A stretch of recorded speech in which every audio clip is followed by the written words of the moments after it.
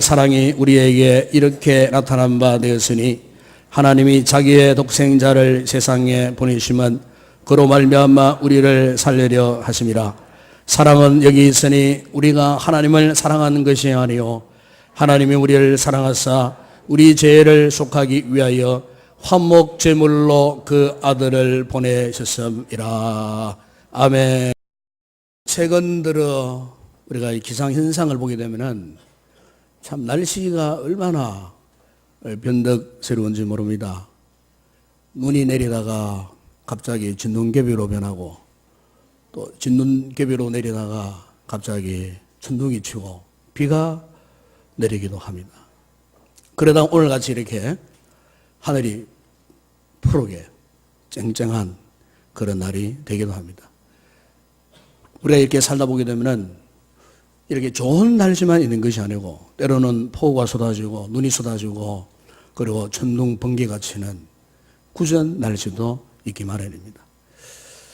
사실 오늘 우리의 믿음 생활에서도 그런 것 같아요. 항상 우리의 믿음 생활이 기쁘고 즐겁고 행복한 날들만 있는 것이 아니고 때로는 갑작스럽게 고통의 순간이 오고 슬픔의 순간이 오고 도저히 인내할 수 없는 극한 환난이 닥쳐와서 우리로 하여금 우리의 삶에 깊은 절망감 내지는 좌절을 맛보게 하는 이와 같은 역경의 순간도 있기도 합니다. 그럼 여러분, 우리가 이 같은 인생의 역경을 만났을 때에 과연 오늘 우리는 믿음의 사람들이잖아요. 이 믿음의 사람들은 어떻게 이 역경에 대처해야 할 것인가? 이 역경 앞에서 우리가 어떤 자세를 가져야 할 것인가? 저는 그렇게 확신합니다. 오늘 여러분들이 아무리 어려운 인생의 절망이나 역경의 순간을 만났다 할지라도 여러분 그 앞에서 절대로 주저앉아 버리면 안 돼요. 오히려 그 같은 역경 가운데에 인생의 시련, 영적인 구전 날씨를 만났다 할지라도 우리는 절대 긍정의 신앙으로 오직 주님만 바라봐야 할 줄로 믿습니다. 왜냐하면 사도 바울이 일찍이 로마서 8장 28절에서 말씀했습니다. 우리가 알거니와 하나님을 사랑하는 자 곧 그의 뜻대로 부르심을 입은 자들에게는 모든 것이 합력하여 선을 이루느니라. 그렇습니다. 여러분, 우리가 믿는 하나님은 모든 것을 합력하여 선을 이룬다. 여러분, 여기에 모든 것을 합력하여 선을 이룬다는 말은 뒤집었어요. 어떠한 역경도 인생의 문제도 그것을 뒤집어서 선으로 역전시키시는 하나님, 그 하나님을 지금 말씀하고 있는 거예요. 여러분, 우리가 독수리 잘 아시죠? 이 독수리의 생태를 보게 되면은 독수리는 항상 보금자리를 둥지를 높은 절벽 그리고 절벽 벼랑 끝에다가 항상 이 독수리는 둥지를 만든답니다. 왜냐하면 그 누구도 그곳에 접근하지 못하도록 하기 위해서. 그래서 높은 절벽 끝에 벼랑 끝에 둥지를 만들어 가지고 그 둥지 아래 알을 까는 거예요. 그래 가지고 그 둥지 안에서 그 새끼를 키우는 거예요. 그래서 이 새끼들이 그 둥지에서 높은 절벽 벼랑 끝에서 둥지에서 자라나면서 무엇을 보느냐? 이 독수리들은 눈만 뜨면은 푸른 하늘을 보러 보는 거예요. 푸른 하늘. 맑은 창공, 드넓은 하늘. 이 독수리는 눈만 뜨면 그걸 바라보고 크는 거예요. 그리고 눈 아래를 보게 되면은 청결낭떠러지 절벽을 그리고 절벽에서 펼쳐지는 광활한 들판들을 독수리는 바라보면서 자라나는 거예요. 그러나 어느 날 이 독수리 어미가요. 새끼를 발로 툭 쳐버려요. 그 벼랑 끝에서. 어떻게 되겠어요? 그러면 그 독수리가요. 막 괴성을 지르면서 우리말로 표현하면 나 죽는다 하면서 절벽에서 떨어지는 거예요. 괴성을 지르는 거예요. 그런 어미 독수리가 한참 지켜보고 있다가 때가 되었을 때 날개를 쫙 펴니다. 보통 독수리 날개는 어미는 2m에 3m가 된다 그래요. 쫙 펴가지고 그때부터 활공을 시작합니다.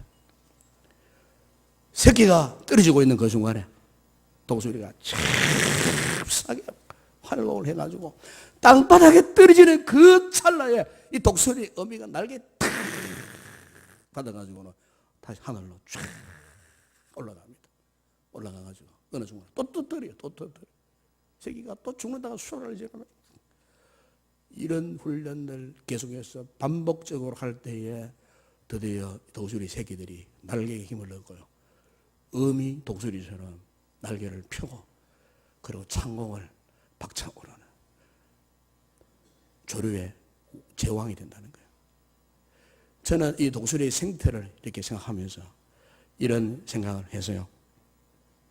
여러분, 오늘 우리의 믿음 생활에서도 하나님께서 독수리가 그 새끼가 땅바닥에 떨어지는 그 순간 사활을 걸고 자신의 날개로 받아가지고 살려가지고 그걸 훈련시켜서 성숙한 어미 독수리로 만들듯이 우리 하나님께서도요, 우리 성도들이 때로는 인생을 살다가 참 땅바닥에 떨어지면서 이제 큰일 났구나, 이제 나는 죽겠구나, 이제는 망했구나, 이제는 실패했구나, 그 절박한 순간에 여러분, 우리 하나님은 절대로요 우리를 방관하시거나 우리를 포기하시는 하나님이 아니십니다.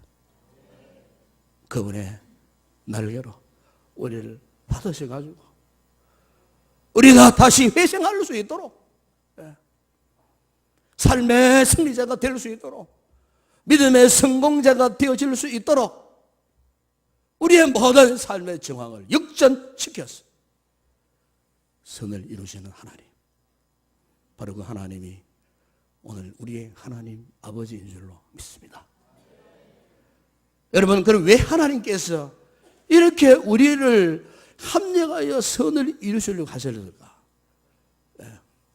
그럼 오늘 본문에 사도 요한이 이 부분에 대해서 이렇게 그가 고백을 했어요. 여러분 9절 10절에 보시면은 하나님의 사랑이 우리에게 이렇게 나타난 바 되었으니 하나님이 자기의 독생자를 세상에 보내시면 그로 말미암아 우리를 살리려 하십니다. 10절에 보세요. 사랑은 여기 있으니 우리가 하나님을 사랑한 것이 아니요 하나님이 우리를 사랑하사. 저는 이 말씀 묵상하면서 또 한 번 가슴이 뜨거워졌어요. 왜냐하면 나는 지금까지 내가 하나님을 사랑하는 줄 알았어. 우리 모두는 이런 착각 속에 빠지기가 쉬워요. 내 믿음이 좋아가지고 내 신앙이 좋아가지고 내가 하나님을 사랑하는 줄 착각을 했는데 알고 보니까 내가 하나님을 사랑하기 이전에 이미 그분께서, 하나님 우리 아버지께서 우리를 사랑하사 나를 사랑하사 먼저 사랑하셨다는 거예요. 먼저. 읽지 않았습니다는 여러분 16절에 보세요. 16절에 거기 보면은 하나님이 우리를 사랑하시는 사랑을 우리가 알고 믿었노니 하나님은 사랑이시라. 사랑 안에 거하는 자는 하나님 안에 거하고 하나님도 그의 안에 거하시느니라. 여러분 그렇습니다. 여러분 하나님께서요 우리를 포기하지 못하시는 이유가 뭐냐? 그분의 사랑 때문에 그래요. 우리 하나님은 사랑 자체요. 사랑 자체.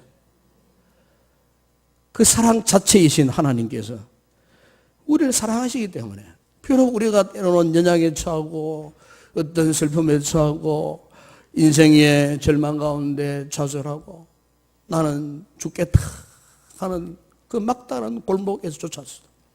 우리 하나님은 기꺼이 나를 찾아오셔서 나를 붙들어 주시는 하나님, 그 하나님, 그 하나님의 사랑 때문에 오늘 우리의 삶이 지금 이렇게 존속하고 있는 것입니다.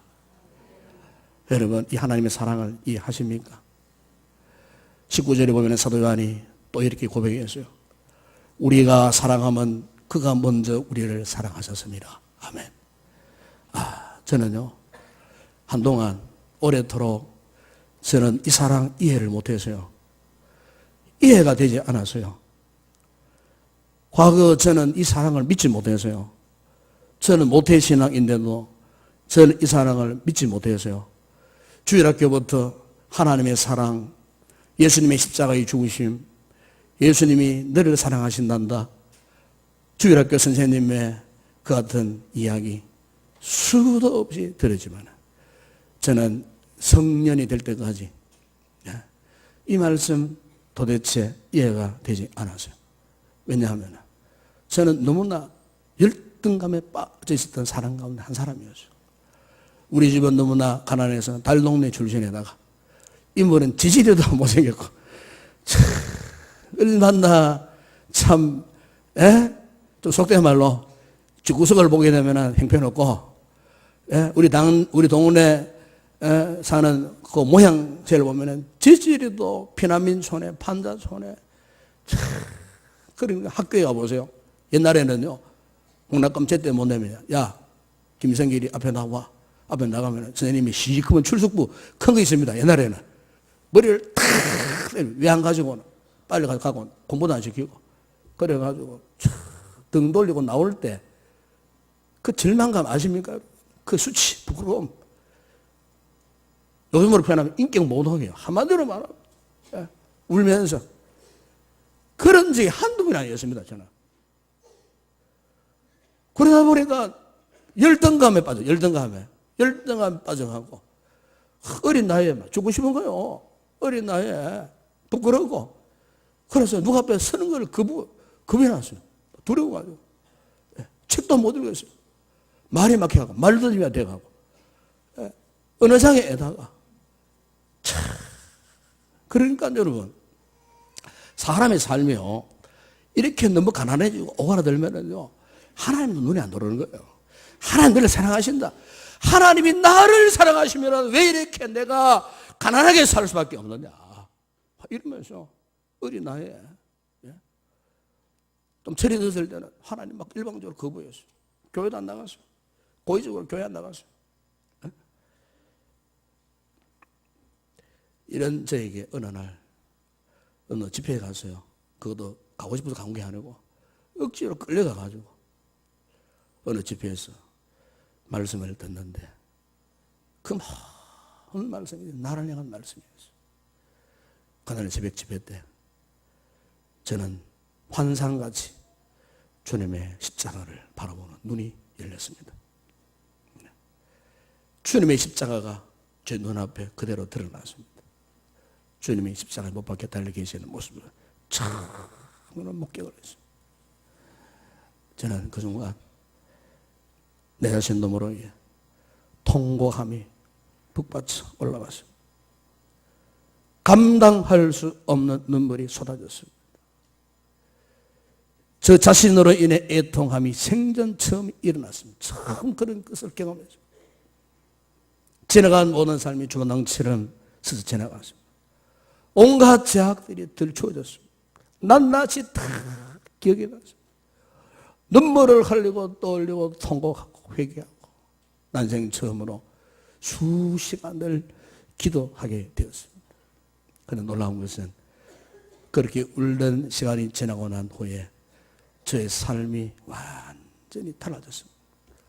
제 믿음이 완전히 달라졌습니다. 특별히 하나님이 나를 사랑하신다라는 이 사실 저희 가슴에 뜨거워졌습니다. 어느덧 세월이 벌써 34년이 흘렀지만은 저는 지금도 하나님께서 저를 사랑하고 계시는 사실을 확신하고 있습니다. 그날 이후에 한 번도 저는 이 하나님의 사랑을 의심해 본 적이 없습니다. 사랑하는 여러분, 이 하나님의 사랑하심이 어디 저에게만 해당되는 사랑이겠습니까? 하나님께서 오늘 여러분도 사랑하십니다. 그러나 우리가 분명히 알아야 할 사실은 하나님은 우리가 사랑받을 만하기 때문에 사랑하신 것이 아니에요. 사랑받을 자격이 전혀 없음에도 불구하고 그분이 나를 먼저 사랑하셨다는 사실입니다. 이 사랑의 확증이 무엇입니까? 독생자 예수 그리스도를 십자가에 죽게 하셨다는 거예요. 누구를 위해서? 바로 오늘 우리를 위해서. 바로 오늘 나를 위해서. 하나님이 우리를 사랑하사 우리 죄를 속하기 위하여 화목 제물로 그 아들을 보내셨다고 오늘 본문 10절에서 그렇게 말씀하지 않습니까? 여러분, 오늘 우리의 삶이 변화되고 우리가 믿음 생활을 하면서 여러 가지 인생의 절망, 어려운 역경의 순간을 이기게 하는 힘이, 알고 보니까 내 힘이 아니고 내 돈의 힘이 아니고 내 세상 명예 권력의 힘이 아니고 내 인생 경력이 아니고, 알고 보니까 하나님의 사랑이라는 것입니다. 하나님의 사랑. 하나님의 사랑. 예, 하나님의 사랑이 우리의 인생을 역전시켜 주시더라는 것입니다. 하나님의 사랑의 위대한 능력, 그것이 우리의 삶을 획기적으로 개혁하고 바꾸어 주시더라, 그 말씀입니다. 여러분, 우리가 왜 항상 시험에 빠지고 방황을 하시는 줄 아십니까? 왜 우리가 항상 우리의 삶의 방향을 잡지 못하고 우왕좌왕하고 혼란 속에 흔들리고 있는지 아십니까? 왜 우리가 은혜와 상관없이 자꾸 세상적 세상 낙을 따라가고 세상 쾌락을 좋아하고 세상 방식으로 살아간 줄 아십니까? 왜 우리가 조금만 어려움을 당하면 하나님 나를 버리셨는가 보다 믿음의 갈등이 생기고 영적인 혼란이 와서 자꾸 포기하고 왜 주저앉아 버리신 줄 아십니까? 왜 조금만 어려움 당하면은 가족을 원망하고 교회를 원망하고 어떤 사람을 원망하는 줄 아십니까? 여러분, 그 이유가 뭔 줄 아십니까? 그건 다른 거 아니에요. 그건 여러분들 환경 때문에 그런 거 아니에요. 어떤 사람 때문에 그런 것도 아니에요. 돈이 없어 가난해서 그런 것도 아니에요. 문제는 뭐냐? 지금 여러분들, 우리 성도들이 하나님의 사랑 안에 거하지 못하기 때문에. 문제는 그거예요. 어떤 한 형제가 자매를 굉장히 좋아했답니다. 자매를. 그 자매는 형제에게 만문이 안 되는 걸 프로포즈를 해도 받아주지 않습니다. 그래서 이 형제가 선배에게 상담을 했더니만은 이런 이야기를 하더랍니다. 야, 10번 안 넘어지는 나무가 있냐? 한번 자꾸 찍어봐라. 자, 한번 찍어봐라. 이렇게 해가지고 그때부터 이 형제가 그 자매에게 사랑의 편지를 쓰기 시작했습니다. 그래서 편지를 제가 전달을 합니다. 그래도 마음은 안 열리는 거예요. 그래서 이 형제가 다시 마음 굳게 결심하고, 그래, 매일 3번씩 사랑의 편지를 써야 되겠다. 이렇게 해서 매일 3번씩 사랑의 편지를 써서 또 전달했습니다. 결국에는 그 자매가 감동을 받고 결혼을 하게 되었어요. 그런데 누구와 결혼했는지 아십니까? 편지를 전달해 준 사람하고 결혼했습니다.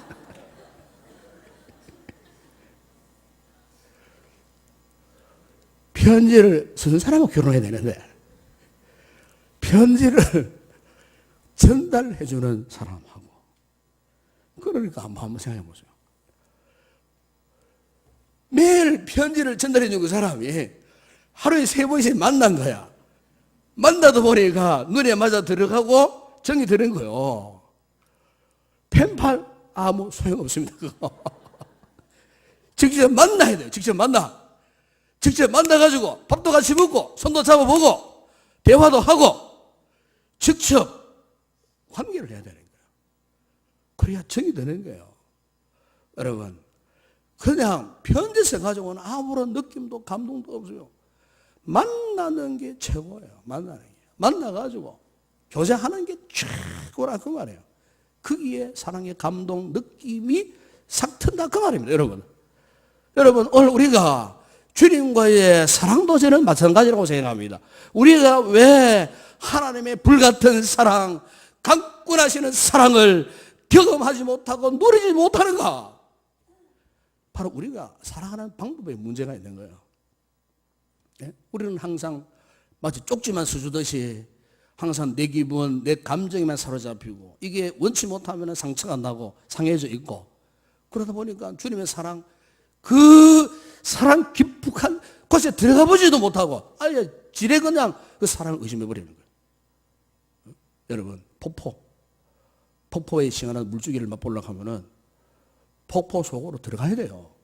그렇잖아요. 폭포 깊숙한 곳으로 들어가야 시원한 물줄기를 우리가 경험하고 느낄 수 있잖아요. 그런데 폭포에 들어가지도 않고 폭포 좋네, 아름다운데 물만 몇 방울 튀겨가지고는 이 폭포의 그 시원함을 만끽할 수가 없는 거예요. 폭포 안쪽으로 들어가야 되는 거예요. 여러분, 우리가 하나님의 사랑을 느끼지 못하는 분들 계신다면 오늘부터 여러분, 하나님의 그 사랑의 폭포 속에, 은총의 폭포 속에 소낙비처럼 쏟아부어 주시는 그 사랑 속으로 들어갈 수 있기를 바랍니다. 그 속에 들어가면은 우리 모두는 분명히 하나님의 사랑을 경험할 수가 있다, 그 말씀입니다, 여러분. 예? 그런데 우리는 오히려 어떻습니까? 그 사랑 던지고 사랑 배반하고, 예?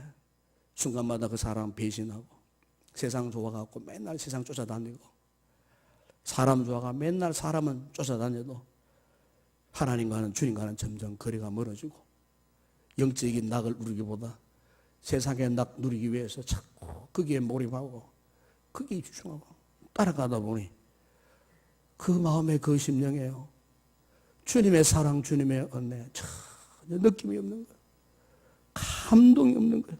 네? 여러분, 최근에 우리 어떤 기독교 통계에 보니까 요즘 교회 안에 있는 크리스찬들의 자살률이 지금 높아진다고요. 네. 세상 사람들만 자살하는 게 아니고요, 이상하게 교회 안에 있는 크리스찬들이 자꾸 자살해요, 죽는다는 거예요. 예, 그 원인이 무엇이겠습니까, 여러분? 예수를 믿고 지성적으로 믿고 지식으로 믿고 자기 체면으로 믿고 참으로 주님을 인격적으로 만나가지고 주님의 인격적인 사랑을 경험하고 그 사랑 안에 푹 파묻혀야 되는데 그 사랑 느끼지 못했기 때문에, 그래서 결국 뭡니까? 극단적인 방법을 취하는 거예요, 마지막 순간에. 여러분, 노벨 문학상을 받았던 해밍웨이 잘 아시지 않습니까? 노인과 바다, 그리고 누굴 위해 종을 울리나 등등 많은 세계적 역작들을 남겼던 세계적인 문학가입니다. 그런데 그건 아주 방탕한 삶을 살았던 사람이었어요. 자기 기분대로 자기 감정대로 세상 좋아서 마음대로 살다가 마지막에 권총으로 자기 머리를 쏘아 자살을 함으로써 당시 세계 지성인들에게 큰 충격을 주었던 사람이었어요. 그런데 그 해밍웨이는 본래요, 경건한 그리스도인 가정의 출신입니다. 그의 할아버지는 세계적인 부흥사였던 무디 선생과 아주 절친한 분이었습니다. 그의 아버지는 의료 선교사가 되겠다는 꿈을 가지고 헌신했던 경건한 분이었습니다. 그의 어머니는 아주 엄격한 신앙인으로 자녀들에게 신앙교육을 철저하게 시켰던 분이었습니다. 해밍웨이 어린 사진 가운데 교회에서 어릴 때에 찬양대원으로, 어릴 때 찬양대원으로 섬겼던 모습이 거기 있어요. 그런데 이렇게 좋은 신앙의 명문 가문에서 태어났지만은, 그런데 이 아이가 자라나면서요, 점점 영적 삶에서 일탈하게 되었어요. 청년시대에는 완전히 교회를 떠나버렸어요. 그래서 그 어머니가 눈물로 해밍웨이에게 타이르고 이러고, 야야 돌아와라 그랬지만은 돌아오지 않았어요. 세상이 너무 좋아가지고. 그래서 하루는 그 엄마가요, 너무나 안타까워가지고 해밍웨이의 생일 때 케이크를 선물하면서 케이크 박스 안에다가 그 아버지가 갖고 있던 권총을 그 케이크 안에다가 딱 집어넣고 해밍웨이에게 케이크를 선물을 했어요. 그 어머니의 의도는 이런 뜻이었어요. 신앙생활을 그렇게 하느니 죽는 것만 못하다 하는 그런 암시를 주기 위해서 해밍웨이에게 그렇게 했는데, 근데 결국 해밍웨이가 끝까지 돌아오지 않았어요. 한 번은 어머니가 너무 화를 내는 모습을 보고 해밍웨이가 이런 편지를 어머니에게 썼답니다. 어머니, 나는 그래도 지금 예수 믿고 있고요. 나는 그래도 지금 하나님도 믿고 있고요. 그러나 절대로 내가 예수님이고 하나님 믿는다는 걸 아무한테도 말하지 마세요. 그리고 어머니, 이 편지 아무한테도 보이지 마세요. 그건 나는 예수 믿고 있는다는 것 자체가 부끄러우니까 아무한테도 말하지 말라고. 완전히 탕화가 되어버린 거예요. 그런데 여러분, 그가 자살하기 직전 마지막으로 남겨놓은 유서 같은 글이 하나 있어요. 그러면 이런 글이 있어요. 나는 전지약이 다 떨어지고 코너를 꽂을래야 전원이 없어서 불이 들어오지 않는 라디오의 진공관처럼 옛날에는 그 진공관 라디오가 많았습니다. 진공관 전축. 보면은 파워를 나누면 진공관에 불이 빡 들어오면서 중국으로 말하는 반도체 트랜지스터 역할을 했던 것이 진공관이었어요. 그런데 파워를 넣어도 진공관에 불이 들어오지 않는 거예요. 그런 진공관처럼 외로운 공허 가운데 살고 있다. 결국 자기의 생명을 자기가 끊지 않으면 안 될 정도의 삶의 무의미 속에 빠져버린 거예요. 절망 속에 빠져버린 거예요. 결국 스스로가 자살하고 죽었어요.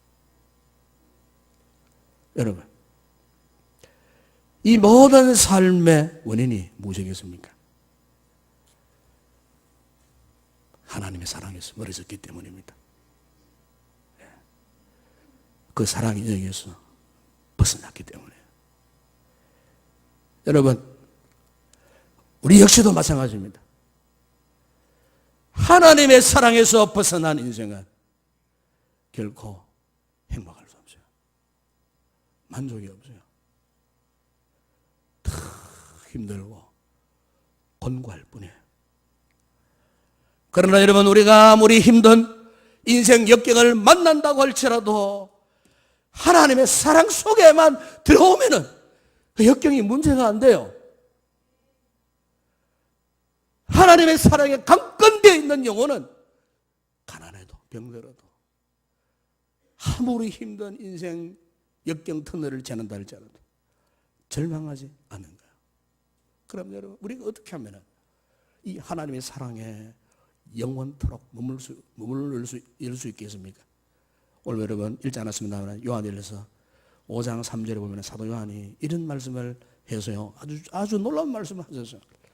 하나님을 사랑하는 것은 이것이니 우리가 그의 계명들을 지키는 것이라. 그의 계명들은 무거운 것이 아니로다. 보십시오. 우리가 하나님의 사랑 안에 머무를 수 있는 비결, 그것은 그의 계명을 지키는 거예요. 다시 말하면 말씀의 지배를 받는 인생이 되라 그 말입니다. 말씀이 통치하는 인생이 되라 그 말입니다. 말씀 안에 순종하는 인생이 되라 그 말입니다. 계명대로 순종하며 살아가라 그 말입니다. 그렇게 살면은 여러분 시편에 36편 8절에 보니까 다시 이렇게 고백했어요. 그들이 주의 집에 있는 살찐 것으로 풍족할 것이라. 주께서 주의 복락의 강물을 마시게 하리이다.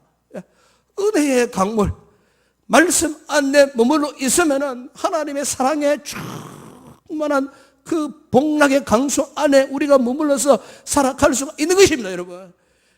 말씀의 끈을 놓쳐버리면 안 된다 그 말입니다, 여러분. 말씀의 끈을, 계명의 끈을 놓쳐버리면 안 된다 그 말입니다.